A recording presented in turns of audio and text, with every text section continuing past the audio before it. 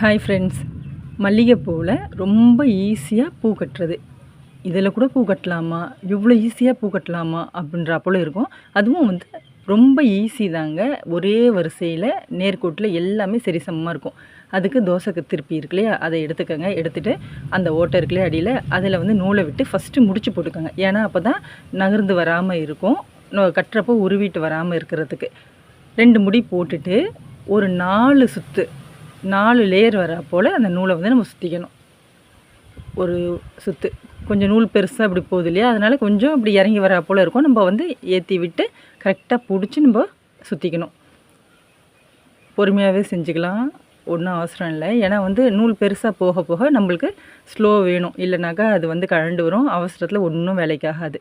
இப்போ வந்து கரெக்டாக அந்த ஸ்டார்டிங் இடத்துலையே நூலை கட் பண்ணிட்டு, ஏற்கனவே இருக்கலையா நூல், அதோடு சேர்த்து இதை முடிச்சு போட்டுக்கோங்க. 2-3 முடி போட்டுக்கோங்க. அப்போ தான் வந்து இது அவுந்து வராமல் இருக்கும்.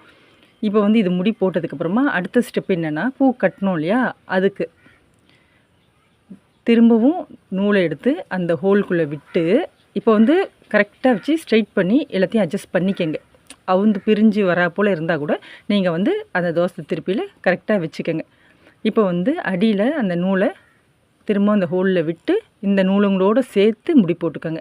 முடி போட்டு தோசை திருப்பி எவ்வளோ பெருசு இருக்கோ அந்த அளவுக்கு 2 மடங்கு, இல்லைன்னா எவ்வளோ பெரிய பூ கட்ட போகிறீங்களோ 3 மடங்கு அளவுக்கு இந்த உள்ளே நுழைச்சி கட்ட போகிறோம் இல்லையா, அந்த நூல் இருக்கணும். இந்த ஒரு லேயர் நூல் மட்டும் தனியாக இருக்கட்டும். இப்போது இந்த 4 நூலுக்குள்ளேயும் விட்டு ஒரு முடிச்சு போல் எடுத்து டைட் பண்ணிக்கோங்க. அவ்வளோதான். இதுக்கப்புறம் இது லூஸ் ஆகவே ஆகாது.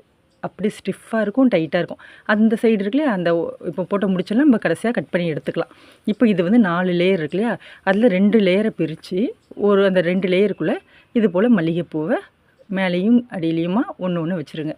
வச்சுட்டு நூல் எடுத்து இந்த 4 நூலையும் சேர்த்தா போல் அடியில் போட்டு அப்படியே இழுத்து விடணும்.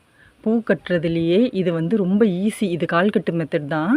ஆனால் வந்து இது தோசை திருப்பியில் செய்கிறப்போ ரொம்ப ஈஸியாக இருக்கும். ஏன்னா தோசை திருப்பியில் பின்பக்கம் திருப்பி தான் பண்ணுறோம் இல்லையா, அப்போ வந்து அதுக்குள்ளே வந்து வளைவு இருக்குது, உள்ளே வந்து அந்த கேப் இருக்கு இல்லையா, குழிவாக. அதனால் பூ வைக்கிறதுக்கு எல்லாத்துக்குமே ரொம்ப ஈஸியாக இருக்கும். கட்டுறதுக்கு ரொம்ப வாட்டமாக இருக்கும். புதுசாக கட்டுறவங்க இதை ட்ரை பண்ணி பார்க்கலாம்.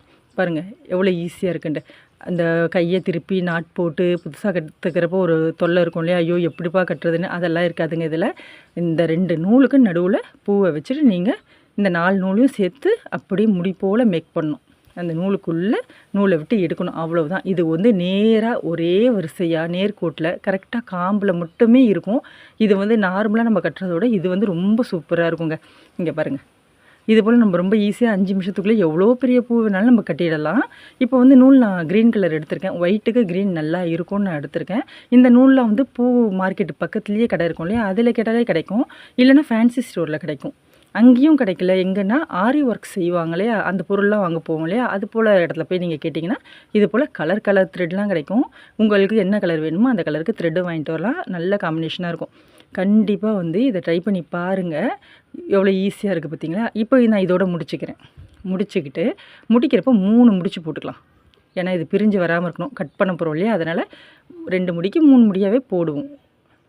அப்போ தான் வந்து அதை பிரிஞ்செல்லாம் கொட்டாமல் இருக்கும். நம்ம பூ கட்டுறப்பே நல்லா டைட்டாக நெருக்கிட்டோம், ரொம்ப நெருக்கக்கூடாது, காம்பு பிரிஞ்சிடும். இப்போ வந்து இங்கேயே கட் பண்ணலாம், இல்லைனா இந்த தோசை திருப்பியில் பின்பக்கம் திருப்பி எவ்வளோ தூரம் வேணுமோ அந்த அளவுக்கு நம்ம நூலை கட் பண்ணலாம். ஏன்னா முடியில் வச்சு கட்டுறோன்னா நம்ம நூலை வந்து சென்டரில் கட் பண்ணால் 2 பக்கமும் நூல் வரும்ல, அப்போ கட்டிக்கலாம்.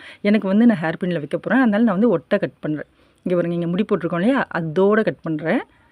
இப்போ நம்ம கட் பண்ணிவிட்டு காட்டுறோம் பாருங்கள். இப்போ முடி கட் பண்ணதுக்கப்புறம் அந்த நூல் இருக்குல்லையா, இப்போ வந்து அந்த சைடு கட் பண்ணோம் இல்லையா, அதை சென்டரில் கட் பண்ணியிருந்தோன்னா 2 பக்கமுமே நூல் இருந்திருக்கும். நம்ம அப்படியே தலையில் வச்சு கட்டிடலாம். ஏன்னா இது ஒரு சேரை இருக்கப்போ தலையில் வச்சா அப்படியே வரிசையாக லைனாக தான் இருக்கா போல் இருக்கும். செம சூப்பராக இருக்கும். அது பார்க்கவே பாருங்கள் எவ்வளோ ஈஸியாக கட்டிட்டோம். பூ கட்ட தெரியாதவங்க கூட இதை கட்டலாங்க.